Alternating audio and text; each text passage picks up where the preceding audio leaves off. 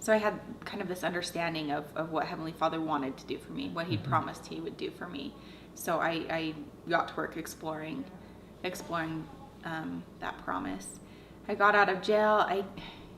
I wasn't perfect. I got a year and a half, I think, clean off of the drugs and alcohol. But I was still smoking cigarettes and kind of living that lifestyle.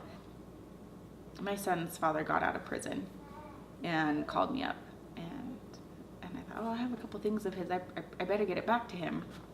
So everything went downhill. Then I had a relapse. I got more charges. So that year I did Halloween, Thanksgiving, Christmas, and New Year's in jail. That was some fun. But I learned more. I went to the OUT program again. I got a CVAL again. Got to go back to the inpatient rehab again, and learned more, and learned that I had to stay away from this guy. And you've got a few things that are kind of like with you now. You've got Val's thing that you're not broken. You've got this spiritual discovery that you made, and yet you carried a relapse through that, but you still have that with you. And you don't lose all of that. You don't lose the things that you learned. You don't lose the strength that you gained. You don't lose that knowledge and that experience. And I didn't. I was able to kind of pick back up and carry on. So I was raised LDS. I went back to my roots. I went back to church. They had a singles ward for young single adults, and I was very welcome there. So the singles ward is a big part of my recovery too. I had heard so many other addicts, have issues with the church in this area. There's a lot of LDS people, and they all had issues and didn't feel welcome, and they felt judged. And I was so lucky because I never felt any of that. And maybe it was just because I could care less, because I was there for me, or whatever.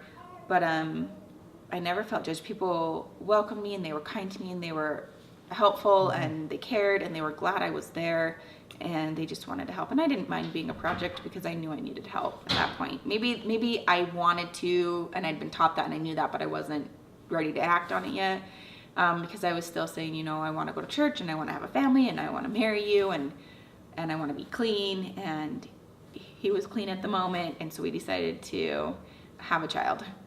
This was doesn't make a lot of sense, but I was so baby hungry. I missed my son, and I hurt, and I thought the problem before was the drugs, and I thought, well, now I'm off drugs. I'd had a year and a half and a little relapse, and now I was more clean, and I thought, I can do this, I want this, and I thought I knew how to stay clean. And so I thought, well, now I can have a baby because I'm not using drugs. And so I got pregnant with my son, and I was really pretty clean most of the time. I really had it mostly down by that point.